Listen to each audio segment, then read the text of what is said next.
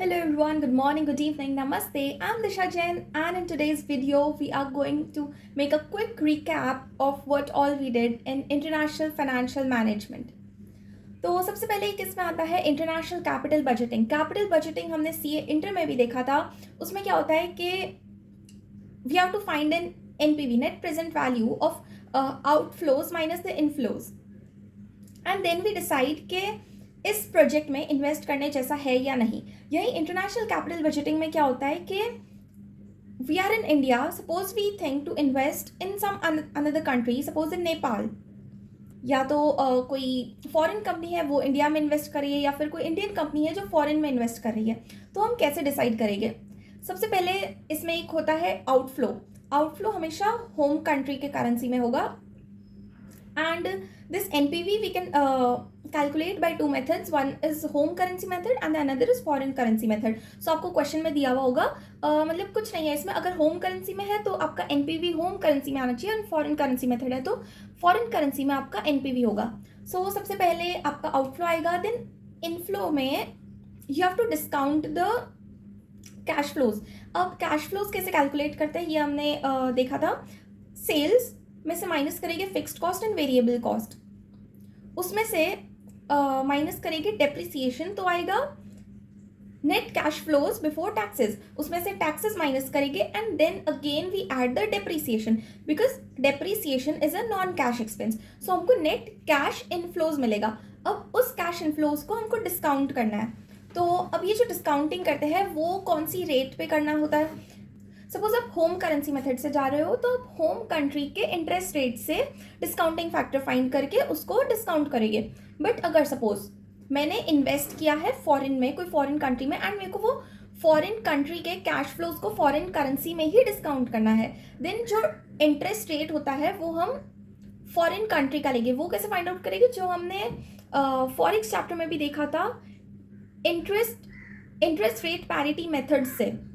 तो हम interest rate parity method से करस्पॉन्डिंग डिस्काउंटिंग रेट निकालेंगे उस दूसरी कंट्री का। उसमें कैसा होगा कि 1 plus interest rate of home currency divided by 1 plus interest rate of foreign currency is equal to forward rate और स्पॉट रेट। हमको क्वेश्चन में दिया होगा, तो in this way we can calculate the interest rates and उस पर हम discount करेंगे कैश फ्लोज में। उसके साथ ही क्या होता है, इसमें इंटरनेशनल ट्रांजैक्शंस में DTAA के ट्रांजैक्शंस आ जाते हैं। कुछ कंट्रीज में कैसी पॉलिसी होती है, सपोज अपने फॉरेन कंट्री जहाँ इन्वेस्ट किया था वहाँ आपने इनकम कमाया, वहाँ टैक्स भर दिया, देन जब आप वो पैसा वापस होम कंट्री में लेके आओगे तब वापस आपको उस अमाउंट पे टैक्स नहीं भरना पड़ेगा, या जितना आपने टैक्स भर दिया है उसका क्रेडिट मिलेगा। तो वो एक आप चेक कर सकते हो कैश फ्लोज में। एंड देन एक और चीज़ होती है रिपैट्रिएशन क्या होता है कि जैसे मैंने बोला कि आपने फॉरेन कंट्री में इन्वेस्ट किया, पैसा कमाया, एंड देन आप उसी साल में वो पैसा वापस नहीं ले जा पाओगे। वो जो इनकम आएगी वो हर कंट्री की एक पॉलिसी होती है। कुछ कंट्रीज में ऐसा होता है कि 50% आप आज ले जाओ, 50% नेक्स्ट ईयर ले जाना, या फिर जब आपका प्रोजेक्ट खत्म हो जाएगा तब आप एक साथ वो 50% कैश फ्लो लेके जा सकते हो। कंसिडरिंग ऑल दीज फैक्टर्स जो हमको क्वेश्चन में दिए हुए होते हैं, हमको एक नेट प्रेजेंट वैल्यू कैलकुलेट करना होता है एंड डिसाइड करना होता है कि वो प्रोजेक्ट प्रॉफिटेबल है या नहीं। और एक टॉपिक हमने फॉरेक्स चैप्टर में पढ़ा था कि फॉरेक्स एक्सपोजर्स। तो एक्सपोजर्स जो होते हैं वो 3 टाइप के हो सकते हैं। एक होता है ट्रांसलेशन एक्सपोजर, ये प्योरली आपके अकाउंट्स में आएगा eight the time of consolidation. मतलब ये ट्रांसलेशन रिस्क क्या होता है, जब आप आपके फॉरेन सब्सिडरी के अकाउंटिंग स्टेटमेंट को कन्वर्ट करते हो, असेट्स को, उसकी एसेट्स को, लायबिलिटीज़ को at a particular exchange rate convert करते हो, तो जो आपका प्रॉफिट या लॉस होता है वो आपका होगा ट्रांसलेशन एक्सपोजर। फिर एक होता है ट्रांजैक्शन एक्सपोजर, जिसकी हम बात यहाँ SFM में करते हैं। ट्रांजैक्शन एक्सपोजर क्या होता है, जो हमने फॉरेक्स में भी देखा था कि आज हमने ट्रांजैक्शन किया, 6 महीने बाद हमको उसका पैसा मिलने वाला है, तो उसमें जो फॉरेन एक्सचेंज का फ्लक्चुएशन हुआ उसकी वजह से हो जाता है हमारा ट्रांजैक्शन एक्सपोजर। एंड एक और है ऑपरेशनल एक्सपोजर। वो क्या होता है कि फॉरेन एक्सचेंज रेट्स कम या ज़्यादा होने की वजह से आपके सेल्स पे, आपकी डिमांड पे कुछ इम्पैक्ट हो सकता है। वो होता है आपका ऑपरेशनल एक्सपोजर। मतलब आज सपोज, मतलब एक एक्सपोर्टिंग कंपनी हमेशा चाहेगी कि जो 2 कंट्रीज में से जो स्ट्रॉन्गर करेंसी है उसमें डील फिक्स हो। एंड एक जो इम्पोर्टर करेंसी है वो हमेशा चाहेगी कि एक वीकर करेंसी में डील फिक्स हो, ताकि इन फ्यूचर जब उसको पेमेंट करने का आए तो वीक करेंसी की वैल्यू और कम हो जाएगी. So it has to make a lower payment and the exporting company will want के स्ट्रॉन्गर करेंसी में अपना डील फिक्स हो ताकि उसको ज़्यादा पैसा मिले. तो ये जो एक्सपेक्टेशन होती है ना, कि हमने देखा था कि करेंसी प्रीमियम पे होती है डिस्काउंट पे, तो इसकी वजह से एक हमने इकोनॉमिक्स में टॉपिक पढ़ा था प्राइस इलास्टिसिटी ऑफ डिमांड. तो वो उसकी वजह से फॉरेन एक्सचेंज फ्लक्चुएशन की वजह से आपकी जो डिमांड होती है वो भी कम ज़्यादा हो सकती है. So you have to consider that in some of the questions. Okay. And एक है इंटरनेशनल सोर्सेज ऑफ फंड्स. उसमें क्या होता है, एक तो आता है ADR and GDR, American depository receipts. अभी कोई इंडियन कंपनी है, उसको चाहिए कि फॉरेन से भी फॉरेन इन्वेस्टर्स भी हमारी कंपनी में इन्वेस्ट करें. तो जो फॉरेन इन्वेस्टर्स हैं वो लोग तो बीएससी एनएससी में आके इन्वेस्ट करेंगे नहीं, तो हमको ही उनके पास जाना पड़ेगा. उनके पास कैसे जाएंगे? इंडियन कंपनीज जिसको इशू करनी है वो जाएगी एक कस्टोडियन बैंक के पास जो कि होगी फॉरेन कंट्री में, एंड वो कस्टोडियन बैंक आपके शेयर्स रख लेगी एंड एडीआर्स इशू करेगी वहाँ की यूएस स्टॉक एक्सचेंज में. एडीआर क्या होता है? American depository receipt. तो वहाँ की यूएस स्टॉक एक्सचेंज ये एडीआर्स इशू करेगी वहाँ के इन्वेस्टर्स को. इन्वेस्टर्स से जो पैसा आएगा स्टॉक एक्सचेंज के पास, वो स्टॉक एक्सचेंज जाएगी कस्टोडियन बैंक को, and then custodian bank will pay to the Indian companies. अब इसमें इसकी भी कुछ कैलकुलेशंस है हमारे पास. जैसे सपोज आता है कि आप ADR suppose $10 million Indian company को चाहिए, तो वो कितने एडीआर इशू करेगा, ये हमारे पास क्वेश्चन है. अब एक एडीआर में ना एक स्टॉक को ज़रूरी नहीं है, तो 2 3 4 जितने भी स्टॉक्स हो सकते हैं. So likewise we have to calculate के, एंड उसमें एक आपको फ्लोटेशन कॉस्ट भी लग जाता है. सो सपोज आपको 10 मिलियन रुपीज़ चाहिए एंड 2% फ्लोटेशन कॉस्ट है, तो आप क्या करोगे? 10 मिलियन डिवाइडेड बाय 98%. तो जो अमाउंट आएगी ना, आपको पता चल जाएगा कि हाँ इतना हमको इशू करवाना है अमाउंट. अब that issuing amount, that issue size divided by आपका एडीआर का वैल्यू क्या होगा. एडीआर की वैल्यू कैसे निकालोगे आप? सपोज एक एडीआर में 2 स्टॉक्स है, ऐसा हमको रखना है. तो क्या करेगी कि जो स्टॉक की वैल्यू एंड और उसमें आपका डिस्काउंट भी हो सकता है, तो वो market price of that stock in India वो तो होगी रुपीज़ में, उसमें से हम डिस्काउंट माइनस करेंगे, फॉरेन एक्सचेंज से मल्टीप्लाई डिवाइड करके उसको फॉरेन करेंसी में लाएंगे एंड देन मल्टीप्लाई बाय 2, क्योंकि एक एडीआर में अपने 2 स्टॉक्स है. तो that will be the value of 1 ADR, and उसको एक एडीआर की वैल्यू को हम डिवाइड, जो टोटल नेट इशू साइज था उसको डिवाइड करेंगे एडीआर की अमाउंट से. So we get the number of ADRs that are to be issued. And likewise we can also calculate the cost of ADR. जैसे हम cost of equity, cost of debt निकालते थे, वैसे cost of ADR भी निकाल सकते हैं. कैसे निकालेगी? D1 जो डिविडेंड पे करना होगा डिवाइडेड बाय PO. अब वो PO में से हम माइनस करेंगे जो हमारा फ्लोटेशन कॉस्ट होगा, क्योंकि उतना तो हमने मीडिएटर्स को दे दिया. सो सपोज 100 रुपीज़ का हमारा PO था, माइनस 2% चला गया, तो 98 रुपीज़ बचा. एंड वो जो PO होगा ना, PO होगा आपका ADR का वैल्यू. मतलब अगर 3 ADR है तो तीनों की वैल्यू होगा आपका PO. एंड जो डिविडेंड होगा, डिविडेंड को भी आप मल्टीप्लाई करोगे बाय 2, क्योंकि दो स्टॉक्स का डिविडेंड था वो, तो एक ADR का डिविडेंड कितना होगा? 2 स्टॉक्स का जितना डिविडेंड होगा. ठीक है. And then you add growth rate अगर कोई है तो. सो या इंटरनेशनल सोर्सेज ऑफ फाइनेंस में एक आया ADR, वैसे ही है GDR. ये ADR इशूज होते हैं अमेरिका US में, एंड ग्लोबल डिपॉजिट रिसीट क्या होता है? ADR जैसा ही बट अदर देन US. मतलब GDR क्या होता है कि अगर सपोज कोई US का इन्वेस्टर है, उसको इंडियन शेयर्स खरीदना है, तो वो जाएगा ADR खरीदने. बट अगर कोई अदर देन US ट्रेडर है तो वो जाएगा GDR में. GDR लिस्ट होते हैं लग्जमबर्ग स्टॉक एक्सचेंज में. सारे दुनिया के जितने भी GDR उनको इशू करने होता है ना, वो लग्जमबर्ग स्टॉक एक्सचेंज पे इशू होता है. एंड देन एक होता है euro convertible bond and foreign currency convertible bonds. Euro convertible bonds is part of foreign currency convertible bond.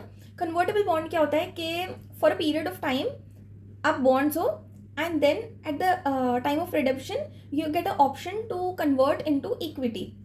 And इसके कुछ एडवांटेजेस एंड डिसएडवांटेजेस भी दे रखे हैं. जैसे it is good for both investors and the company as well, क्योंकि एक तो ये रिस्क फ्री जैसा होता है कि आपको for a fix period of time interest तो मिलेगा ही, but after period of time you have the option to convert into equity. तो ये कंपनी के लिए कैसे बेनिफिशियल है कि आपको interest rate, because it is going to be converted into equity, इस पर इंटरेस्ट रेट कम होता है। एंड इन्वेस्टर्स के लिए कैसे बेनिफिट है कि आपको एक श्योरिटी है एंड फ्लेक्सिबिलिटी है कन्वर्ट करने की जब मन चाहा। देन बहुत ही ईजीली मार्केटेबल होता है because of the same, and as initially it is debt to the company को कंपनी के ओनर्स को डाइल्यूशन का भी डर नहीं होता है। So these are some of the advantages and disadvantages क्या है कि एक्सचेंज रेट्स इन्वॉल्व है तो ऑब्वियसली फ्लक्चुएशन का एंड वो सारा रिस्क रहेगा। And then we come to international working capital management. इसमें आते हैं 3 चीज़ें।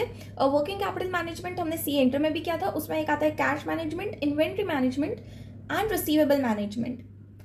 कैश मैनेजमेंट में क्या होता है कि सपोज एक मल्टीनेशनल कंपनी है, उसके बहुत सारी अलग अलग कंट्रीज में सब्सिडरीज है, तो वो कैसे मैनेज करेगा, मतलब उसको क्या चाहिए एक मल्टीनेशनल कंपनी को कि जो ट्रांजैक्शंस है उसमें कॉस्ट मिनिमाइज हो and maximum utilisation of funds हो। तो 1-2 मेथड्स है जैसे कि नेटिंग क्या होता है कि एक सपोज पेरेंट कंपनी है इंडिया में एंड यूएस, यूके, सिंगापुर और 2-3 जगह उसकी सब्सिडरीज है। अब ये लोग जो है आपस में ट्रांजैक्शंस करते हैं, यूएस यूके को बेचता है, सिंगापुर यूके को बेचता है, यूएस सिंगापुर को बेचता है, एंड सच वे पूरा इनका जाल बिछा रहता है। तो थोड़े थोड़े पीरियड्स में ये लोग क्या करेंगे कि एक स्टेटमेंट बनाएंगे, नेटिंग ऑफ स्टेटमेंट बनाएंगे, जिसमें देखेंगे कि सपोज यूएस है तो यूएस को कितना लेने का है, कितना देने का है, यूके को कितना रिसीवेबल है, कितना पेएबल है, एंड देन वो सारा अमाउंट पहले हम कन्वर्ट कर देते हैं रुपीज़ में, मतलब कि होम कंट्री के करेंसी में, and then we set off it. So बाद में पता चला यूके को 4 लाख देने का, यूएस को 4 लाख देने का एंड सिंगापुर को 10 लाख लेने का है। सो एक ही ट्रांजैक्शन में सारे 15, 20, 100 जितने भी ट्रांजैक्शन हो गए वो सारे नेट ऑफ हो गए। तो उससे क्या होता है, हमारा फॉरेन एक्सचेंज का कन्वर्जन रिस्क बच जाता है। एंड एक आप ऐसे भी कर सकते हो लीडिंग एंड लैगिंग, जो हमने फॉरेक्स चैप्टर में भी देखा था कि थोड़ा टाइम बाद पेमेंट करके, थोड़ा टाइम पहले पेमेंट करके जो बेनिफिट्स आपको मिल सकता है वो सब आप अवेल करके देखते हो। फिर एक आता है इंटरनेशनल इन्वेंट्री मैनेजमेंट। अब क्या होता है ना कि हमने इंटर में देखा था कि हम एक EOQ निकालते हैं, एक ऑप्टिमम क्वांटिटी, जिससे आपका carrying cost and ordering cost वो दोनों इक्वलाइज होके मतलब मिनिमम हो जाए, एक ऐसी क्वांटिटी हम ऑर्डर करते थे। बट यहाँ ना इंटरनेशनल ट्रांजैक्शंस में क्योंकि आपको दूसरी कंट्री से इतना सारा इंपोर्ट्स करने हैं तो आप ऐसा नहीं देख पाओगे कि कैरिंग कॉस्ट ज़्यादा है या, बट यहाँ क्या होता है क्योंकि दूसरी कंट्री से इंटरनेशनली आप इंपोर्ट्स कर रहे हो या, तो आप बहुत बार स्टॉक पाइलअप कर लेते हो ताकि एक ही बार में कस्टम्स एंड जो भी सारी फॉर्मेलिटीज़ हो वो सारी पूरी हो जाए। एंड मोर ओवर जो फॉरेन करेंसी का रिस्क होता है कि आगे जाके आपको सामान तो चाहिए 6 महीने बाद, बट आपने आज ही मंगवा लिया, क्यों? क्योंकि आपको लग रहा था कि 6 महीने बाद हो सकता है कि फॉरेन एक्सचेंज की प्राइसेस बढ़ जाए तो आपको ज़्यादा पेमेंट करना पड़ेगा वही गुड्स के लिए। बट हमेशा ऐसा नहीं कर सकते ना, एक बार ये भी देख लेते हैं कि अपना जो कैरिंग कॉस्ट है वो ज़्यादा ना हो जाए फॉरेन एक्सचेंज रिस्क से। एंड इवन इफ वो ज़्यादा हो बट आपकी जो फॉर्मेलिटीज़ और जो अदर सारी कस्टम्स एंड वो सब प्रोसीजर्स होते हैं वही इतने ज़्यादा हो, तो भले आपकी कैरिंग कॉस्ट ज़्यादा हो बट आप रख लेते हो। सो ये होता है एक international inventory management. And then एक होता है इंटरनेशनल रिसीवेबल मैनेजमेंट। अब रिसीवेबल कब आता है? जब हम सेल्स करते हैं। सेल्स हो सकते हैं 2 टाइप के, inter company sales and intra company sales. Inter company मतलब आप अलग अलग कंपनी से सेल कर रहे हो, एंड इंट्रा कंपनी इज आप आपस में जो सब्सिडरीज है वो जो सेल परचेज कर रही है वो। तो इंटर कंपनी ट्रांजैक्शन में क्या होगा कि जो परचेजर होगा वो चाहेगा कि वीकर करेंसी में ट्रांजैक्शन हो, एंड जो सेलर होगा वो चाहेगा स्ट्रॉन्गर करेंसी में ट्रांजैक्शन हो। So likewise we manage the receivables. And अगर इंट्रा कंपनी हुआ तो उसमें आप कैसे मैनेज करोगे? पैसा तो रहना है ग्रुप कंपनी में, बट उसमें आप पेमेंट, कोई एक सब्सिडरी के पास बहुत कैश सरप्लस है तो वो जल्दी पेमेंट कर सकता है, वाइल अगर कोई एक सब्सिडरी के पास कैश का शॉर्टेज है तो वो लेट भी पेमेंट कर सकता है। तो ऐसे हम रिसीवेबल्स मैनेजमेंट कर सकते हैं इंटरनेशनल ट्रांजैक्शंस में। सो यस फ्रेंड्स, इसके बाद एक ये भी डिस्कस कर लिए कि अंडर द न्यू स्कीम जो AFM इंट्रोड्यूस हुआ है उसमें क्या एडिशंस है इंटरनेशनल फाइनेंशियल मैनेजमेंट में। हाँ फ्रेंड्स, तो 2 थियोरी पॉइंट्स का एडिशन हुआ है। एक तो है गिफ्ट सिटी। गिफ्ट सिटी के कुछ बेनिफिट्स बताए गए हैं, जैसे कि टैक्स लॉज को रिलैक्स कर दिया गया है, फॉरेन एक्सचेंज कंट्रोल्स कोई नहीं है, मतलब फेमा ही एप्लीकेबल नहीं होगा गिफ्ट सिटी में, एंड एक इंडियन इंटरनेशनल एक्सचेंज बनाया गया है जिसको इंडियन INX भी बोलते हैं। एंड इसमें इनिशियली तो डेरिवेटिव प्रोडक्ट्स ट्रेड होते थे। And so this is all about gift city. Gift city के बारे में थोड़ा और कुछ लिखा हुआ है, क्या गवर्नमेंट का मोटो रहा था, कब से स्टार्ट हुआ, and that all. And then there is something called as sovereign funds. Sovereign wealth funds are government owned funds जो गवर्नमेंट अपने सरप्लस से कलेक्ट करता है एंड देन उसको अलग अलग प्रोजेक्ट्स पे लगाता है, like infrastructure and all. But जैसे कुवैत का सॉवरीन वेल्थ फंड सबसे पहला सॉवरीन फंड था। So that was basically they use to invest into other companies. तो ऐसे ही बहुत सारे कंट्रीज में अपना सॉवरीन वेल्थ फंड है जो वो लोग यूज़ करते हैं दूसरे कंट्रीज में या फिर खुद के कंट्री में इन्वेस्ट करने में। Yes friends, this was it for the day. Let me know in the comments below. If you want anything else from my side, keep studying. Bye bye. Take care.